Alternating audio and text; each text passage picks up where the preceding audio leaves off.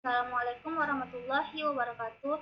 Video kali ini saya akan menjawab soalan UAS dari mata kuliah pengantar ilmu komputer. Nah, soalan yang pertama yaitu jelaskan mengenai logika konjungsi, disjungsi, implikasi, dan biimplikasi, sertakan tabel kebenarannya. Nah, sebelum kita memasuki konjungsi, disjungsi, implikasi dan implikasi itu kita harus mengetahui apa itu logika. Logika ialah suatu studi penalaran, yaitu cara berpikir dengan mengembangkan sesuatu berdasarkan akal budi dan bukan pada perasaan atau pengalaman. Adapun tabel kebenaran logika itu tadi konjungsi, disjungsi, implikasi, dan implikasi. Konjungsi yaitu suatu pernyataan P dan Q dapat digabungkan dengan menggunakan kata hubung dan sehingga membentuk pernyataan P dan Q. Adapun lambangnya dilambangkan seperti ini. Adapun tabel kebenaran konjungsi itu ini B dan B hasilnya B, B dan S hasilnya S, S dan B hasilnya S dan S hasilnya S. Maka dapat kita simpulkan dari tabel kebenaran ini bahwa konsep konjungsi ini akan bernilai benar jika dan hanya jika kedua pernyataan P dan Q-nya itu P dan Q-nya itu bernilai benar. Kemudian ada disjungsi. Disjungsinya itu suatu pernyataan P dan Q dapat digabungkan dengan menggunakan kata hubung atau, maka pernyataannya menjadi P atau Q yang disebut dengan disjungsi yang dilambangkan dengan seperti ini. Nah, berikut adapun tabel kebenaran disjungsi yaitu B atau B hasilnya B, B atau S hasilnya B, S atau B hasilnya B, S atau S hasilnya S. Nah, dari tabel kebenaran ini dapat kita simpulkan bahwa konsep disjungsi hanya akan bernilai salah jika kedua pernyataan P dan Q-nya salah. Selanjutnya ada implikasi. Implikasi ini bisa dipandang sebagai hubungan antara dua pernyataan, di mana pernyataan keduanya itu merupakan konsekuensi logis dari pernyataan pertama. Implikasi itu ditandai dengan ini. Misalkan P dan Q adalah pernyataan implikasi sebagai berikut ini. Maka dibaca dengan jika P maka Q dan lambangnya seperti ini.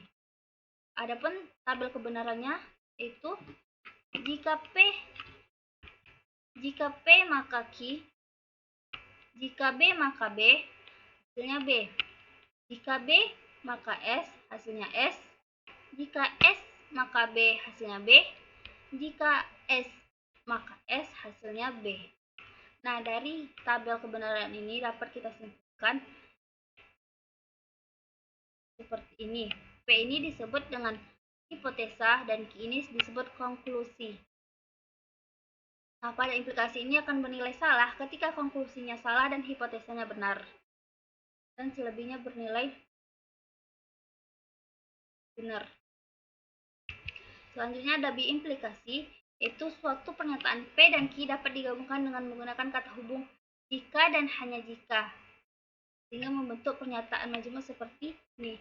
P jika dan hanya jika Q, dan lambangnya seperti ini.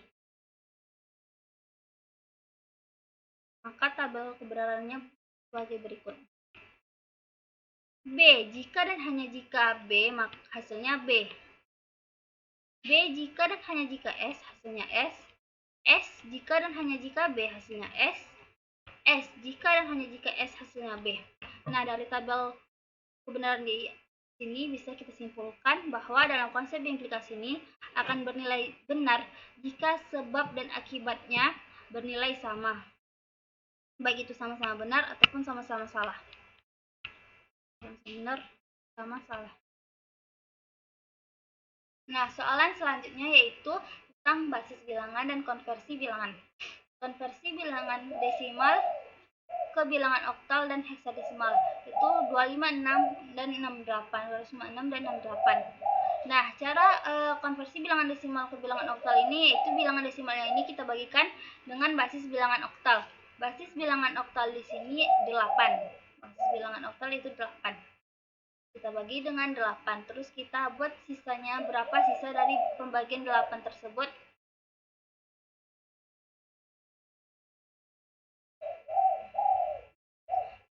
256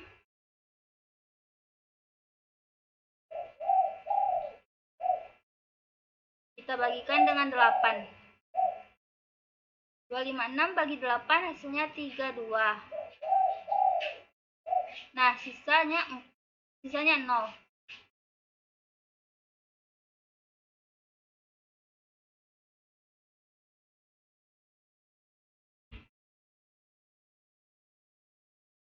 Nah, 32 ini kita bagikan lagi dengan 8. 32 dibagi 8 hasilnya 4. Nah, sisanya 0.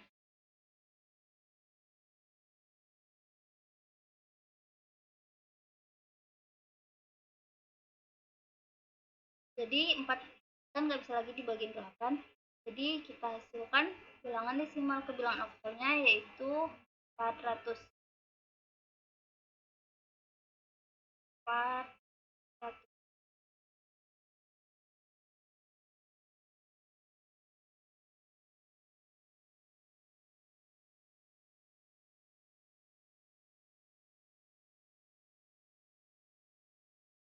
Nah, kemudian soalan yang kedua ini tadi 68 ya.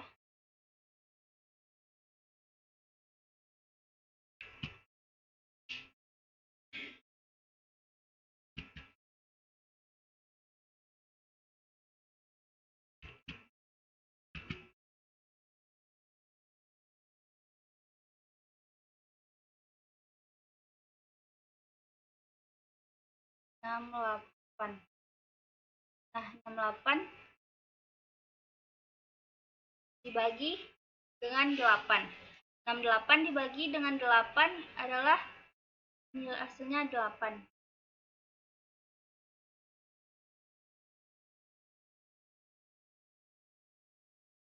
Sisanya 4.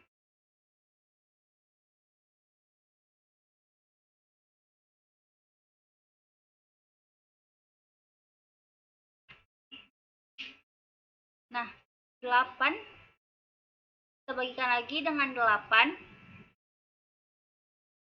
Hasilnya 1. Nah, sisa 0.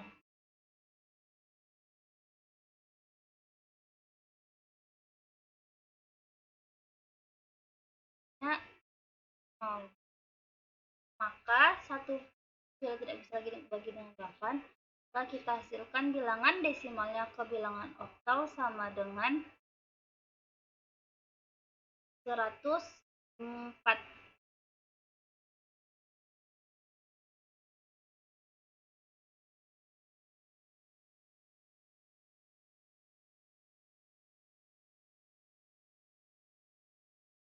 Nah, selanjutnya bilangan desimal ke bilangan heksadesimal.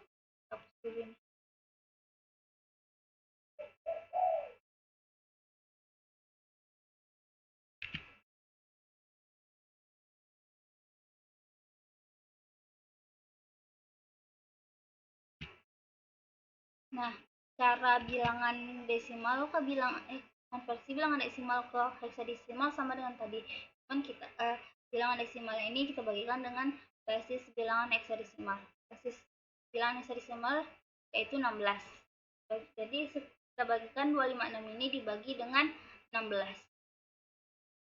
256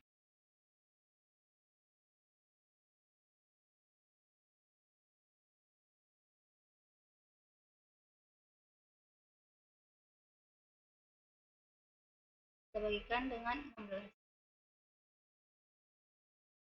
256 bagi 16 itu 16.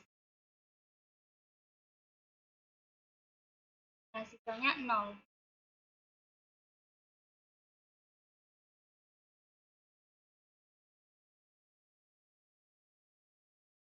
Kemudian 16 kita bagikan lagi dengan 16.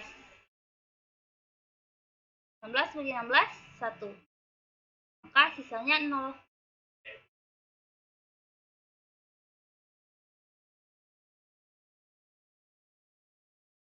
Dan 1 juga tidak bisa lagi dibagi dengan 16. Maka hasil konversi bilangan desimal ke bilangan heksadesimal sama dengan 100.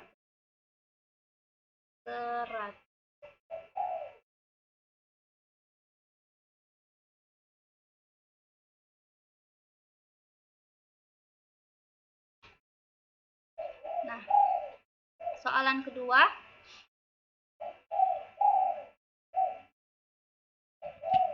yaitu 68.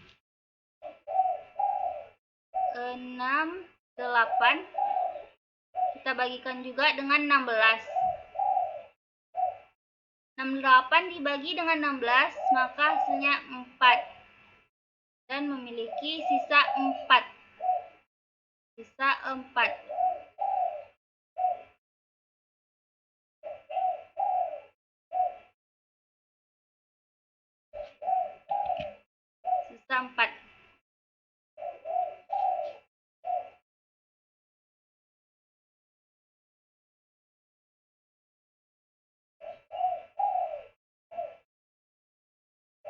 Nah, maka 4 ini nggak bisa lagi dibagi 16 kan?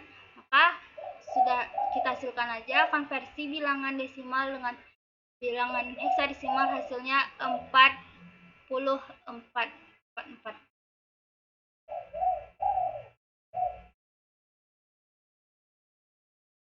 Nah, sekian dari